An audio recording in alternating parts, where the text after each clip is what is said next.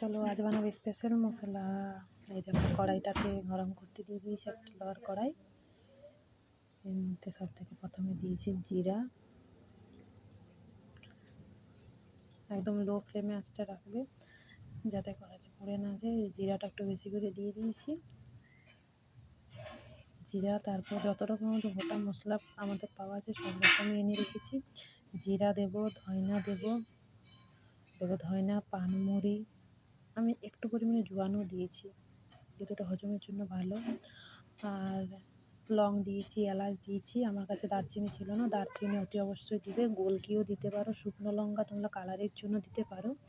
আমি শুকনো লঙ্কা ব্যবহার করিনি, আমি এখানে তেজপাতা দিয়েছি। তেজপাতা অবশ্যই দিবে, দারুণ সেন্ট আসে তেজপাতাতে, তোমরা জানো। আর নিরামিষ তরকারি যদি করো তো তোমার এই মশলাটা 1 চামচ দিয়ে দেবে, দারুণ হবে। এই দেখো তেজপাতা দিয়েছি। এর একদম লো ফ্লেমে ভালোভাবে একটু নাড়াচাড়া করে নেব, বেশি যেন পুড়ে না যে, একটা ভালো সেন্ট আসবে, তোমরা বুঝতে পারবে যেটা ভাজা ভাজা হয়ে গেছে। লাল লাল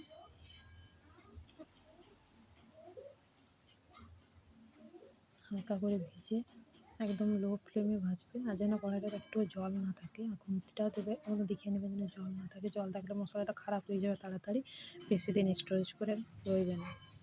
যত ড্রাইভাবে বানাবে তত ভালো থাকবে।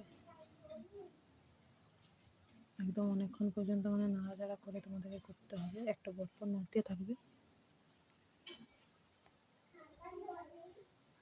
দেখো আমার হয়ে গেছে। তারপর লাস্টে আমি আরেকটা জিনিস দেবো, সেটা তোমরা দিতেও পারো, নাও দিতে পারো।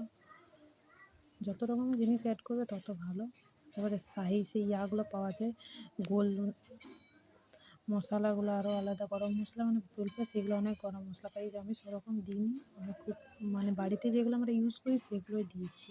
তোমরা যদি আরও ভালো টেস্ট করতে চাও তো আরও ভালো ভালো দিতে পারো। এই দেখো ওপর থেকে আমি দিয়েছি এটা কাসুরি মেথি। ওটা বেশি ভাজার প্রয়োজনে যেহেতু শুকনো থাকে, তাই উপর থেকে ওটা দিয়ে একটু নেড়ে চেড়ে নামিয়ে দেবো। ওটা বেশি ভাজার প্রয়োজন নেই, মশলাগুলো যেহেতু কাঁচা এগুলো একটু ভাজতে হয়, সেই জন্য দিলাম।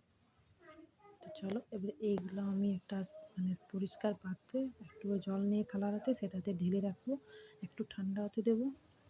এটা হচ্ছে ততক্ষণে এই দেখো এটা মিক্সিটাতে পিসবো, সেই জন্য এটা রোদে দিয়েছি।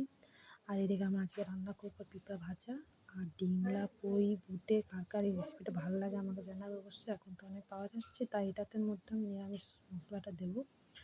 আর এই দেখো মশলাটা পিষে নিয়েছে, দারুণ টেস্ট। আর এখন অনেক বিয়েবাড়ি হচ্ছে, তাই আমাদের এদিকে অনেক বিয়েবাড়ি। আর তোমরা অবশ্যই এই মশলাটা ট্রাই করে দেখবে, আর যে কোনো নিরামিষ আমিষ সবজিতে তোমরা দিতে পারো। আর কেমন লাগলো তোমাদের সেটাও জানাবে অবশ্যই। এই দেখো সন্ধেবেলায় মেয়ের জন্য মাখানা দিয়েছি, স্যাডলেক্স বানাই, সেটা বানাচ্ছিলাম। সেই যে নিজের জন্য একটু ঘি দিয়ে একটু নুন দিয়ে ভেজে নিলাম, পপকর্নের মতো খেতে ভালো লাগে চা দিয়ে শুকনো শুকনো। আর মেয়ের জন্য স্যাডলেক্স বানাবো। এই যদি ভিডিও দেখতে চাও, এই লং ভিডিও আমার চ্যানেলে আছে। Bye bye.